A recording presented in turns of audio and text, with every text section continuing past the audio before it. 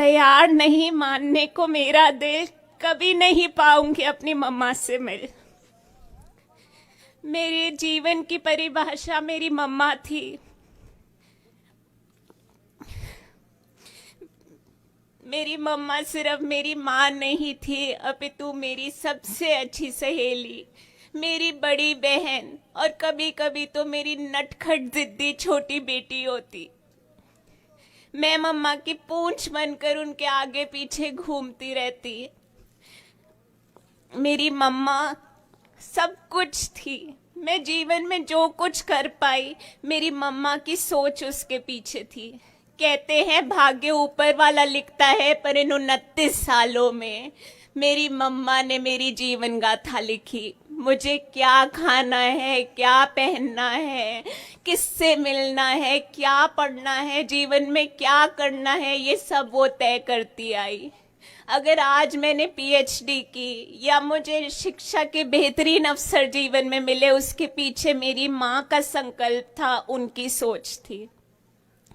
मेरी मम्मा उस मोरनी की तरह थी जो अपने पंखों के नीचे सबको समा लेती है। तिनका तिनका जोड़कर हमारे घर को बनाने वाली, घर को संवारने वाली मेरी मम्मा मेरे पिता के राजनीतिक सफर में एक निर्णायक भूमिका निभाती रही। वो हमेशा कहती थी, जब तक मैं जिंदा हूं आप चुनाव हार ही नहीं सकते। अगर मेरे पिता, अगर हमारे परिवार को समाज में एक रुतबा मिला है, उसमें मेरी माँ का त्याग, मेरी माँ का समर्पण का बहुत बड़ा योगदान है। मेरी मम्मा करुणा और प्रेम से संपूर्ण एक सागर थी। वो करिश्माई सौंदर्य, कर्तव्य निष्ठा का सागर थी। वो हर दिन जिंदा दिली से गुजारती। कभी भी ऐसा नहीं हुआ समय अच्छा आया बुरा आया, उन्होंने संवेदनशीलता से, समर्पण से हमेशा सबको प्रेरित किया और आजीवन दूसरों को हंसाती रही, और वो हंसाने की क्षमता उन्होंने कभी नहीं खोई। समय अच्छा हो या बुरा, ऊपर वाले पे उनका विश्वास अटल था। आप सब जानते हैं, हजारों महिलाओं को लेकर कभी चिंतपूर्णी ज्वाला जी जाती तो कभी डेरा बाबा मुराद शाह के नतमस्तक होती। उनको ईश्वर पे अटल विश्वास था। मेरी मम्मा हमारे जीवन का सार थी। मेरी मम्मा के जाने के बाद, कहते हैं कि किसी के जाने के बाद उसकी हैसियत का पता लगता है। मेरी मम्मा के जाने के बाद जैसे हजारों आंखें नम हुई। प्रदेश के कोने कोने से आकर लोगों ने कहानियां सुनाई, मेरे अपने बुजुर्गों ने कहानियां सुनाई, पड़ोसी राज्यों से आकर लोगों ने मेरी मम्मा के बारे में कहानियां सुनाई। मुझे ये जरूर कहना चाहूंगी, मेरी मम्मा निस्वार्थ मानवता का प्रतीक थी, निस्वार्थ मानवता का प्रतीक रहेंगी। मेरी मम्मा का जाना सिर्फ मेरी माँ का जाना नहीं है, मुझे एहसास है कि इस देश ने एक महान नागरिक खो दिया। मेरी मम्मा का जाना है कि सिर्फ मेरी माँ का जाना नहीं है, मुझे एहसास है कि इस देश ने महान नागरिक खो दिया। मेरी मम्मा का जाना है कि सिर्फ मेरी माँ का जाना नहीं है, मुझे एहसास है कि इस देश ने महान नागरिक खो दिया। मेरी मम्मा का जाने का शुक्रगुजार करना चाहूंगी। उन्होंने मेरी माँ के बारे में बहुत ही बेहतरीन शब्द लिखे और आज मैं आप सबके समक्ष वो पढ़ना चाहूंगी। डॉक्टर सिम्मी अग्निहोत्री सरल व मिलनसार व्यक्तित्व की धनी, सामाजिक सरोकार से जुड़े विषयों के प्रति सदैव सजग रही।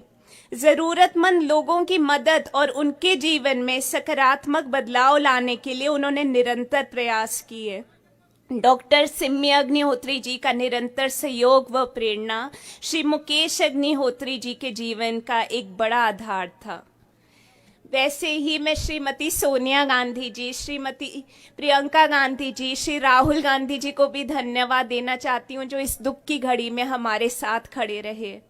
मैं प्रदेश के मंत्रिमंडल, सभी नेता, पार्टी की विचारधारा से ऊपर उठकर नेता हमारा सांत्वना बढ़ाने आए, उन सबको धन्यवाद देती हूँ।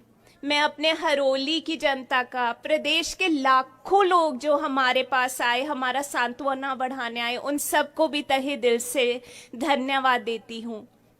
ये एक बहुत बड़ा झटका है हमारे जीवन में और जाहिर है हम असहाय महसूस कर रहे हैं, परंतु जैसा कि बाबा जी ने मुझे असहाय चिट्ठी में महसूस लिखा कर है, रहे राधा हैं, स्वामी सत्संग परंतु व्यास से जो पत्र आया जाहिर बाबा है जी हम ने मेरी असहाय बोल महसूस लिखा कर है, रहे राधा हैं, स्वामी सत्संग परंतु व्यास से जो बोल आया जाहिर बाबा है जी हम ने मेरी असहाय बोल महसूस लिखा कर है, रहे राधा हैं, स्वामी सत्संग परंतु व्यास से जो बोल आया जाहिर बाबा है जी हम ने मेरी असहाय बोल महसूस लिखा कर है, रहे राधा हैं, स्वामी सत्संग परंतु जाहिर है हम असहाय महसूस कर रहे हैं। मोक्ष मिलेगा। तो मैं बस यही उम्मीद करती हूँ, यही दुआ करती हूँ कि मेरी मम्मा को मोक्ष मिले और हम सब मम्मा के दिखाए रास्ते पे आगे बढ़ते रहे। धन्यवाद। तैयार नहीं मानने को मेरा दिल, कभी नहीं पाऊंगी अपनी मम्मा से मिल। मेरे जीवन की परिभाषा मेरी मम्मा थी। मेरी मम्मा सिर्फ मेरी माँ नहीं थी, अपितु मेरी सबसे अच्छी सहेली, मेरी बड़ी बहन और कभी कभी तो मेरी नटखट जिद्दी छोटी बेटी होती। मैं मम्मा की पूंछ बनकर उनके आगे पीछे घूमती रहती। मेरी मम्मा सब कुछ थी। मैं जीवन में जो कुछ कर पाई, मेरी मम्मा की सोच उसके पीछे थी। कहते हैं भाग्य ऊपर वाला लिखता है, पर इन 29 सालों में मेरी मम्मा ने मेरी जीवन गाथा लिखी। मुझे क्या खाना है, क्या पहनना है, किससे मिलना है, क्या पढ़ना है, जीवन में क्या करना है, ये सब वो तय करती आई। अगर आज मैंने